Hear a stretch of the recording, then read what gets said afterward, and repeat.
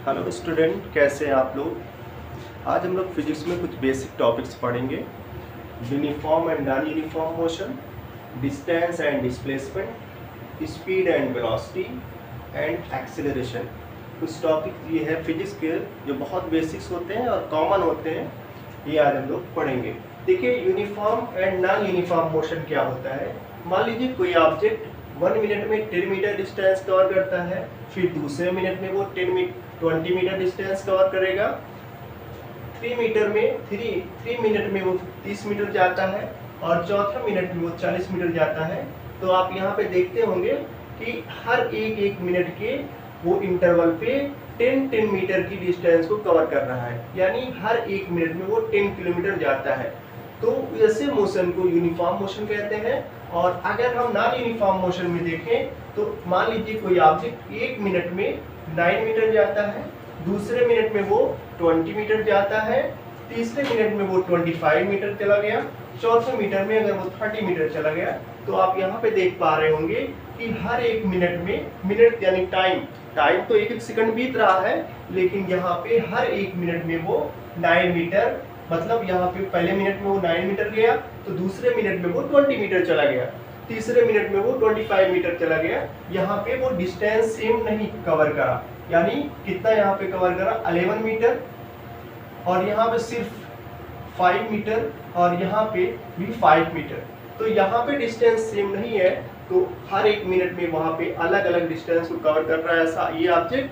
तो ऐसे मोशन को नॉन यूनिफॉर्म मोशन कहा जाता है। नॉन यूनिफॉर्म मोशन का ग्राफ कर्व लाइन होता है और यूनिफॉर्म मोशन का जो ग्राफ होता है वो स्ट्रेट लाइन होता है। देखिए, दूसरा टॉपिक जो हम लोगों का है वो डिस्टेंस और डिस्प्लेसमेंट है। डिस्टेंस क्या होता है, मान लीजिए डिस्टेंस में सिर्फ मैग्नीट्यूड होता है, डिस्टेंस में सिर्फ मैग्नीट्यूड होता है, यानी एक न्यूमेरिकल वैल्यू होती है, और डिस्प्लेसमेंट में न्यूमेरिकल वैल्यू के साथ साथ एक डायरेक्शन भी होती है। आप किस डायरेक्शन में भी जा रहे हो, किस डायरेक्शन में भी हो। अगर आप सिर्फ अपनी डिस्टेंस को बताते हो तो वो डिस्टेंस होती है, यानी मैग्नीट्यूड को बताते हो तो वो डिस्टेंस होती है। अगर आप जहाँ पे हो, किसी ऑब्जेक्ट से किसी डिस्टेंस पे हो और वहाँ पे आप बताते हो कि हम वहाँ पे इतने किलोमीटर मान लीजिए डिस्टेंस पे हैं, और आप डायरेक्शन को भी बता रहे होते हैं, तो ऐसे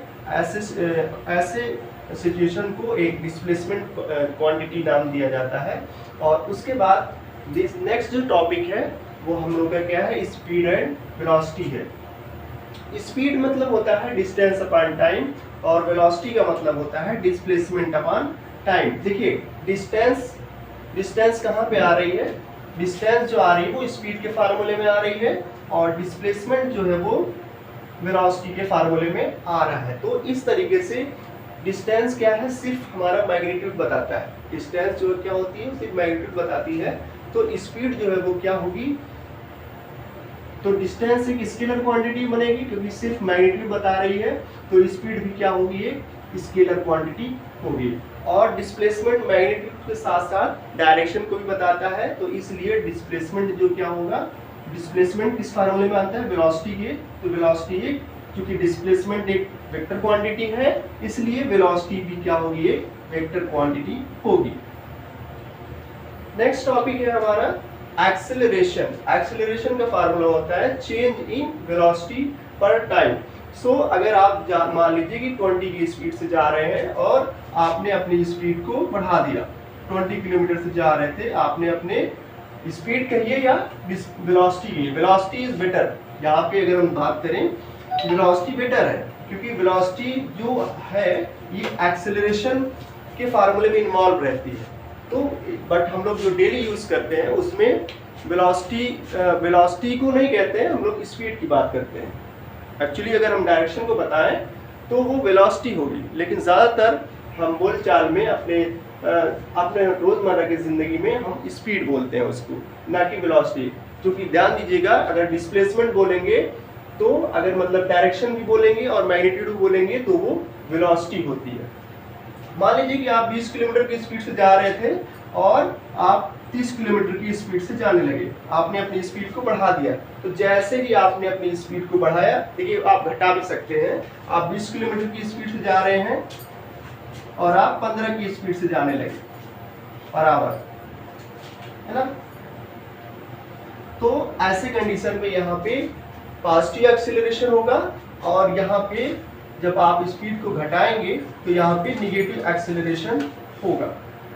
देखिए पॉजिटिव एक्सेलरेशन जब होगा तो ग्राफ स्ट्रेट लाइन बनेगा और जब निगेटिव एक्सेलरेशन होगा तो उसको रिटार्डेशन बोलते हैं और उसका जो ग्राफ होगा वो डाउनवर्ड होगा, इस तरीके से होगा।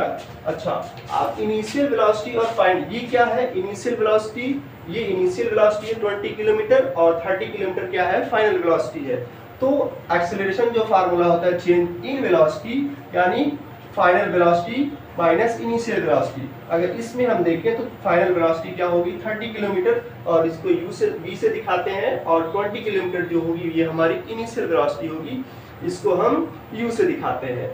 तो टाइम को अगर t से दिखाए तो एक्सेलरेशन का जो फार्मूला बनेगा a is equal to v minus u upon t, v equal to u। इसको सॉल्व करेंगे तो ये फर्स्ट इक्वेशन ऑफ मोशन बन जाएगा। ठीक है, आज के लिए इतना ही। Thank you very much.